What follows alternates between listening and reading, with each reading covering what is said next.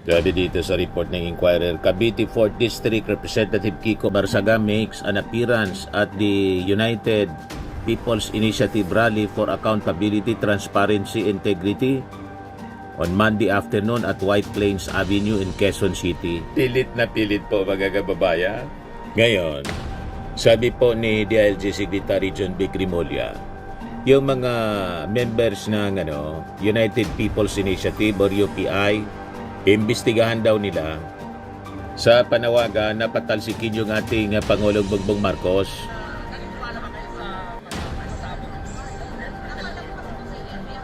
Naniniwala ako 1,000% kasi sila magkakasama. Si Saldi ko, hinihingi nila yun, hindi ka pwede maging Committee on Appropriations Chairman ng Kongreso kung hindi pumayag ang Pangulo.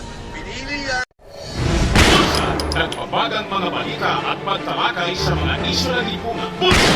Opinyon, banat at paglalantad sa katotohanan. Bulsa! What you see is what you get. You decide. Hello po mga kababayan, si Dante Marapillas. O yung hero ng mga DDS mga kababayan, pumunta rin doon sa White Plains. Ayan para sa rally. Sabi dito sa report ng Inquirer, Cavite 4th District Representative Kiko Barsaga makes an appearance at the United People's Initiative Rally for Accountability, Transparency, Integrity on Monday afternoon at White Plains Avenue in Quezon City. Tuwang-tuwa yung mga tagahanga niya mga kababayan na may mga saltik din, pa-picture-picture kasi nagagamit nila. Ito yung nasa EDSA People Power Monument mga kababayan, mga 3,000 daw ang nandoon, sabi na Quezon City Police District. Walang tigil sa panawagan, nag-check attendance na sila. Nasaan ang mga JIL? Nasaan daw yung mga KOJC? minions ni minions ni Kabatirang Muslim? Joel Villanueva, GIL, Mga Kristiyano? yung KOJC so kay Kibuloy. In Konti. short, tayong lahat ay nasaan ang mga JIL? Nasaan ang mga KOJC? Nasaan ang kabatirang Muslim? Ang mga Kristiyano?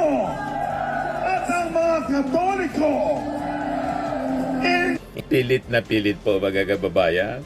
Ngayon, sabi po ni DILG Secretary John B. Crimolia, yung mga members ng United People's Initiative or UPI, imbestigahan daw nila sa panawagan na patalsikin yung ating Pangulong Bongbong Marcos sa pamamagitan ng panawagan nilang mag-withdraw yung Armed Forces of the Philippines ng suporta sa Commander-in-Chief for inciting to sedition.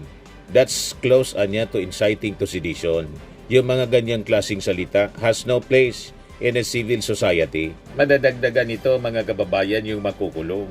Other than yung mga iniimbestiga na mga senador, congressman, DPW sa officials at contractors na sangkot po sa flood control anomalies. Kasama nitong makukulong itong mga inciting to sedition. Di ba? Baka kasama sila sa magpasko na sa loob ng kulungan. Mabuti naman po para mabigyan ng disiplina. Tumino itong mga taong ito na walang tigil po sa panggugulo. O ngayon, nag-react na rin po yung National Bureau of Investigation na ina-accuse po ni Mike Defensor na binugbog daw po na NBI personnel yung tauhan ni dating Bicol Party List Representative Saldico. Yan yung kwento po bagong pinapakalat na kasinungalingan ni Mike Defensor. Ito yung mga pinapakalat na kasinungalingan po ni Mike Defensor. Pakinggan ninyo. Hindi ko siya alam. Hindi na siya pinoprotektahan. Illegally detained na siya. Si Gutesa daw. Ang pamilya niya, ngayon lang araw tumakas. Kasi pinapalibutan na. Matapos magsalita rin Saldi ko na totoo yung sinabi ni Gutesa. Si Paul Estrada at yung asawa nabugbog dahil gusto na mag-witness. Ngayon dinala ng Chile. Ang sabi ng babae, meron daw mga katungkulan. Yung mga nagbabantay. Ang sabi pa nga, NBI. Paano kung lalabas kung ganito ang sitwasyon? na ang mismong kalaban mo ang puwersa ng armado ng estado ng gobyerno. Hindi ko sinasabi mo sa mga pulis. Sigurado ka mga pulis, galit na rin sa nangyaring nakawan.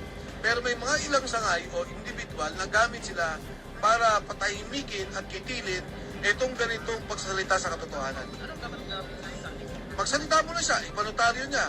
Dahil pag tinotaryo niya, hindi naman niya kailangan umuwi eh. Sa tamang panahon, pag talagang maayos na, pwede siyang umuwi. Pero sa ngayon, hindi pa siya nakanotaryo, wala pang malinaw na hindi pa naayos yung ebidensya, papatayin siya. So, siyempre, naniniwala ka kayo sa mga pasabog. Naniniwala ko 1,000% kasi sila magkakasama. Si Saldico, pinili nila yon. Hindi ka pwede maging Committee on Appropriations Chairman ng Kongreso kung hindi pumayag ang Pangulo. Pinili yan ni Martin Romualdez, pinili ng Pangulo at ibinoto nila. Maski naman ang Speaker eh. Hindi ka magiging Speaker kung hindi ka kakampi ng Presidente. Ngayon, 3 taon, sinindikato nila yung pondo. Nung una, pinoproteksyonan nila si Saldi. Diba? Nung una, sinasabi lang, walang nakawan. Nung nagsalita na ngayon na sinasabi, ito na, sa'yo ko diniliver yung pera, sinisiraan na naman nila. Kakampi na naman daw ni Duterte. Ako wala akong pakialam sa Duterte, Marcos, kung ano mang politika. Ha? Ang akin, nung nagsalita si Gutesa at sinabi niya yung delivery ng pera, doon ako una na napasama dito. Hindi niyo ako naririnig, hindi ako nagsasalita.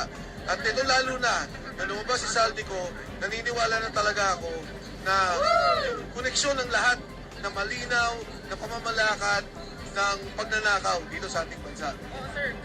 Ito yung sagot mga kababayan ni NBI OIC Director Lito Magno sa aligasyon ni Mike Defensor na binugbog ng ilang taga-NBI daw yung tauhan ni Saldico. Pakinggan natin mga kababayan. Si Mr. Estrada o yung aide dati ni former Congressman Saldico ay tinakas daw o pinatakas at binigyan pa ng peking passport at allegedly ay ginulpi din ng NBI o sinaktan according to former Congressman Mike Defensor. Tinatanggi po natin yan. Walang katotohanan yung mga bagay. Wala ho tayong dinidetain ng mga ganyan pangal. Wala ho tayong record. In fact, ongoing investigation natin dito sa mga issue na ito. No? At again, inuulit natin, wala tayong nakitang any medical records o ano na nagpapatunay na Lahat lang kwento ni Mike Defensor. Nabanggit na si Mr. Estrada o yung aide dati ni former Congressman Saldico ay tinakas daw o pinatakas at binigyan pa ng peking passport at allegedly ay ginulpi din ng NBI o sinaktan according to former Congressman Mike Defensor.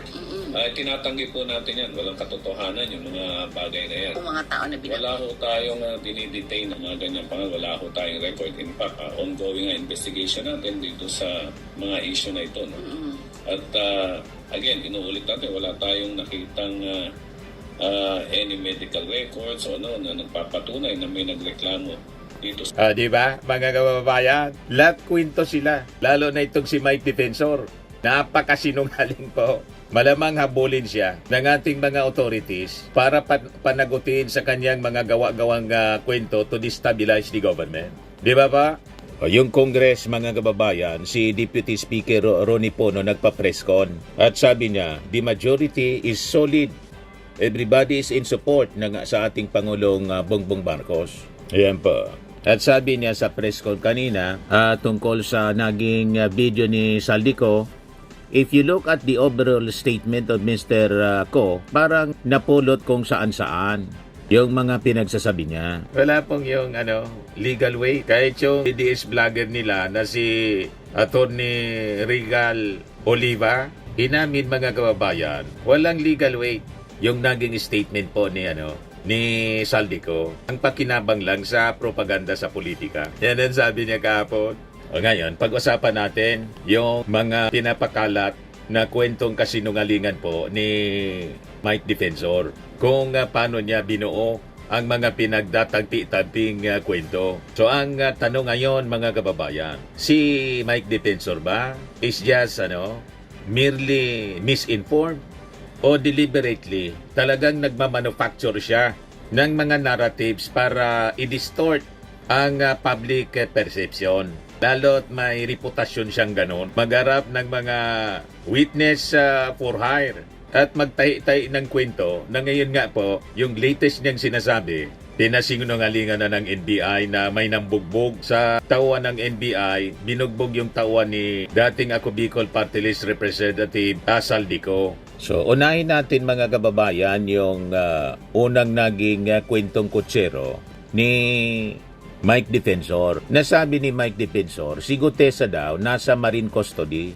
That is a big lie. Kasi mismong yung armed forces, yung Philippine Navy, sinabi ng Philippine Navy po, walaan niya sa amin, never na pumunta sa amin or nag-seek ng custody. Sinapalpalagan po si Mike Defensor. Yan po. Defensor loudly proclaimed in interviews that ex-Marine Orly Gutesa was being protected daw and handled by the Philippine Marine Corps after the Senate hearing, giving the impression that the military was backing Gutesa's explosive but shaky testimony. Nang i-fact check natin mga kababayan, it is false.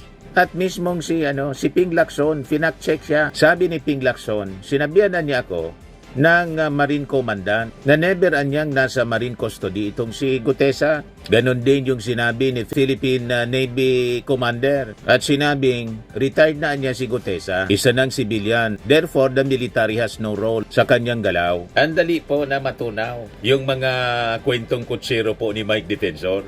Yan yung report ng Philippine Daily Inquirer, October 30, 2025. Sabi ng Philippine Navy spokesperson na si Captain Marisa Martinez, it must be made clear that Mr. Orly Regala Gutesa is not under the protection of the Philippine Marine Corps, which has no involvement in his personal affairs. Tapos ngayon, may bagong kwento kahapon, may bagong kwento si Mike Defensor. Ngayong tauhan daw ni Saldico na si John Paul Estrada, pati yung kanyang asawa, binugbog ng tauhan ng NBI at saka inilipad pa Chile. Binigyan daw ng fake passports para makalabas ng bansa to prevent Estrada from testifying on the flood control scandal issue. At si Gutesa daw, hawak pa rin ngayon. Hostage na. Hindi na under protection, kundi in-hostage na daw ng Philippine Marines. Ganon ang kwento. Ganon kaseryoso ang mga aligasyon mga kababayan ni Mike Defensor. Malamang makasuhan po ng inciting to sedition at saka pagpapakalat ng fake news. Doon naman po tayo sa smear job theory laban kay Martin Romualdez at saka kay Saldico na malinaw po na imbentong konspirasi, imbentong kwentong tabuatan na gawa-gawa mga kababayan ni Mike Defensor. So after mga kababayan na yung notarized affidavit ni Gutesa, madeklarang fake yung notaryo ng Manila RTC, biglang binago ni Mike Defensor yung kanyang script. Biglang binago yung kanyang script. Sabi ni Mike Defensor, yung pag-disown niya ng notarial signature, partian niya ito ng smear job allegedly orchestrated by Martin Romualdez pagkatapos ni Saldico.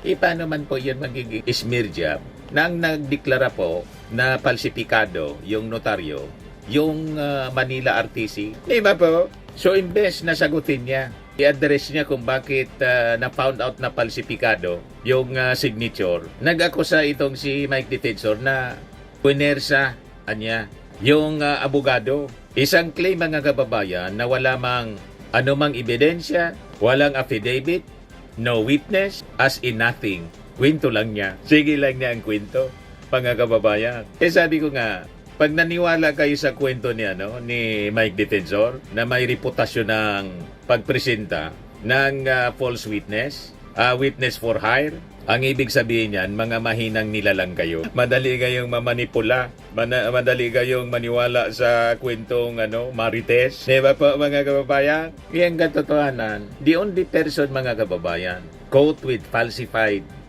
document, yung sinasabi nilang very credible witness, sabi ni tawag dito, sabi ni Marcoleta, ang pinakang credible witness daw nila, si Gutesa. Kung credible si Gutesa, bakit hindi ninyo iharap uli? Hanapin ninyo. Kayo naman nagtatago niya. Kayo nag-present. Iharap ninyong muli sa Senado. Pagkatapos, sa Department of Justice para makross-examine yung kanyang mga claims, yung kanyang mga kwento. Doon pa nga lang sa pagbasa ng kanyang affidavit, nagkabuhol-buhol na. Kamot ulo. May ganon. Ganon ang sinasabi po ni Marcoleta kagabi doon sa INC rally. Ito si Marcoleta. The most credible witness ever produced by the Blue Ribbon Committee, Most credible daw. Orly Gutesa. Siya lamang po ang tumukoy at kumonekta sa pagitan ni Saldico at ang dating speaker, Martin Romualdez. Wala na pong iba. Wala na pong iba.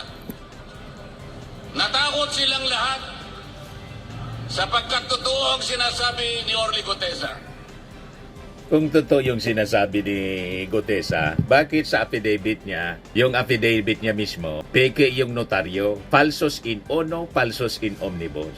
At kung naniwala kayo na totoo ang sinasabi niya, bakit hindi na bumalik yung witness ninyo? Malinaw po na ang dahilan kung bakit di na bumalik, ayaw mag-isa. Ang gusto niya, paniwalaan lang yung kwento ninyo. Ang gusto ninyo, paniwalaan lang yung kwento ninyo. Kwento ni Gutesa, mas familiar pa kayo. Dino-coach pa nga ninyo kaysa kay Gutesa mismo. Yan po ang malinaw Tapos ngayon yung kasabwat ninyo, si Mike Defensor na nag-present sa inyo kay Gutesa, may bagong kwento.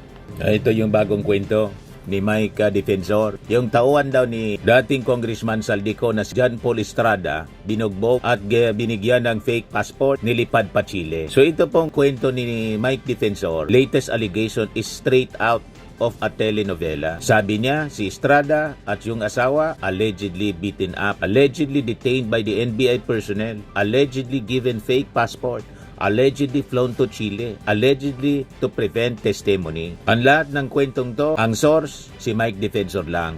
Walang NBI report na nagkokompirma sa kanyang kwento, no immigration alert para i-back up yung kanyang claim. Walang ebidensya of flights or passports na lumilitaw, no family member na lumitaw, no investigator has corroborated any detail. Ang narinig natin sa NBI ngayon, pinapasinungalingan nila na may nangyaring ganyan. O yung aide dati ni former Congressman Saldico ay tinakas daw o pinatakas at binigyan pa ng peking passport at allegedly ay ginulpi din ng NBI o sinaktan according to former Congressman Mike Defensor. Tinatanggi po natin yan. Walang katotohanan yung mga bagay na yan. Mga tao na Bokya na naman po. Dinidetain ng mga ganyan pa. Wala ho tayong record. In fact, ongoing investigation natin dito sa mga issue na ito. No? At again, inuulit natin, wala tayong nakitang any medical records o na nagpapatunay na Lahat lang kwento ni Mike dito Defensor. sa amin. Nabanggit. Ang gusto nilang mangyari, lahat ng kwento nila paniwalaan natin. Walang backup. Parang yung kwento ni Pusit, sige lang pa-interview. Pero ayaw ma-cross-examine mga kababayan. Ayaw matanong. Anong klase mga tao ito? So ito mga style ni Mike Defensor. Ito man talaga yung expertise niya. Magtay-tay ng kwento. May history siya na ganyan. Ganyan ang kanyang reputasyon talaga. Hindi na siya bago, mga kababayan. During the pandemic, Defensor loudly accused the Quezon City of overpricing 479 million ng relief good. Pero yung COA, mga kababayan, wala man adverse finding. Yung report ng kanyang sinabi was already settled. So may reputasyon siya na lukuhin ang publiko. Paulit-ulit lang yung kanyang ginagawa. So kinasuhan ito, mga kababayan, si Mike Defensor ng cyber libel. Dahil sa mga fabricated na mga claim. Sabi nga po ni Maring Winnie Monsod, si Defensor niya has a history of either influencing witnesses or training witnesses. Yan ang reputasyon daw. Sabi ni Winnie Monsod ni Mike Defensor. Kaya maniwala pa kayo sa kwento niya. Ganyan ang reputasyon niya. Pagkatapos, yung witness mga kababayan na present ni Mike Defensor kay Marcoleta, tinawag ni Marcoleta ang most credible. Kung most credible, by all means, hanapin ninyo si Gutesa para iharap sa Senado, makross-examine. Tama po? Pero ang ginagawa ninyo ngayon, pinapalabas ninyo na wala na talaga siya, no? Pina-mindset na tayo na talagang wala na si Gutesa. In worse, parang pinapalabas na baka na-disgrasya na si Gutesa. Ito yung latest niya, ano? Hindi na daw pinoproteksyonan si Gutesa, kundi illegally detained. Pamamalakad ng pagnanakaw dito sa ating bansa. Sabihin ako sa inyo ha, si Gutesa sa ngayon, wala sa akin yan, hindi ko siya alam. Hindi na siya pinoprotektahan, illegally detained na siya. Diba? Detained. Ang pamilya niya, ngayon lang araw tumakas. Kasi pinapalibutan na. Matapos magsaldi ko na totoo yung sinabi ni Gutesa. Si Paul Estrada at yung asawa nabugbog dahil gusto na mag-witness. Ngayon dinala ng Chile. Ang sabi ng babae, Lahat meron lang daw niya mga kwento, katungkulan. walang record. Yung mga nagbabantay. Ang sabi pa nga, NBI. Paano kung lalabas kung ganito ang sitwasyon? Na ang mismong kalaban mo, ang puwersa ng armado ng estado ng gobyerno. Hindi ko alam ni Yusef. Tapos si Yossi Castro, tapos yung DDS na si Malo Tiquia, nagkasagutan po sa interview. Pakinggan natin. Tungkol kay Gutesa ito, nag-aanapan. Si Gutesa, siguro alam ni Yusef kung nasan si Gutesa. At saka Bakit naman sa akin umibintang? Baka kayo may alam. Ay, Baka kayo naman yata kasi may kakilala yan. Hindi, ikaw ang nasa gobyerno eh. Pero teka lang, sino ba nag-present sa kanila? Ay, Yung mga hindi, kaalyado hindi ko alam nyo kung sino nag-present sa nag-present. kanila. Please do not accuse Hindi siya may me. nag-present yan. Baka kaalyado nyo nag-present Ay, yan. hindi. Ayan ang propaganda. Biro mo ang assertion mo. Lahat Ako sinungaling kasama. to. Eh, ba't mo hinahanap sa akin? Baka alam mo. Pagkaalyado ng mga Duterte, mga sinungaling. Never mind. Well, let's I respect this show. I do not want to go to the gutter. So, don't start kasi. let's have You're putting something to me. But you are representing government. But still, bakit ko malalaman? Hindi ako nag-present dyan. Bakit mo sa akin You can ipapatungkol sa always say malamang it alam in a mo? very nice way without you don't have insulting to start. people. Hinahanap ni Malo Tiquia kay Yossi. You don't have to start. Ito po, let's have some... Tama po siya, no? At mo ano hanapin sa akin? Ikayo ang may alam niya. Mga kaalyado ni Malo Tiquia, nag-secure kay Gutesa. Pagkatapos, hanapin mo kay Jose Castro kung hindi may mga tama talaga po sa... So ito yung bigger narrative, mga kababayan. Ginugulo nila ang kwento. Wala sila sa katotohanan, mga kababayan. So across this episodes, mga kababayan, ang storyline nila pareho. 1. Make a sensational claim. 2. Provide no proof. 3. Wait for media coverage. 4. Move on when disproven. 5. Invent a new claim to cover the failure of the last one. Ganon ang style nila, mga kababayan. Sige lang pa-interview. Kung hindi magpa-interview, gagawa ng video. Kanina, may bagong video siya, no? Si Sara Duterte. Hoping, mga kababayan, na kakagatin ng mga mamamayang Pilipino. Wala nang interesado po. Kasi nga po, sabi nga dito sa amin, sunado na sinungaling. Proven na paulit-ulit, mga kababayan, ang mga pinapakalat nilang kasinungalingan. Sabi ni Congressman Puno, yung video daw ni Saldico, parang napulot lang kung saan-saan. Yan, sabi ni House Deputy Speaker Ronaldo Puno. So, wag po tayong paguguyo sa kanila pong mga pinapakalat na marites na kwento para gatungan ang damdamin ng mga tao. Pag nagpabiktima kayo sa ganyan, kawawa ang Pilipinas. Tama po. Ito naman po, Firmax Firming and Lifting Cream, pinapahid po sa mga pulses in affected area. Mainam po sa paninigas ng mga kasukasuan. Ito naman po, Automax Radiant Serum. Sa mukha naman yung application, anti-aging po siya. You will look 10 years younger than your age. Sa mga cancer patients naman po, baka lang gusto ninyo itong itry. Neng siya red mix fruit drink.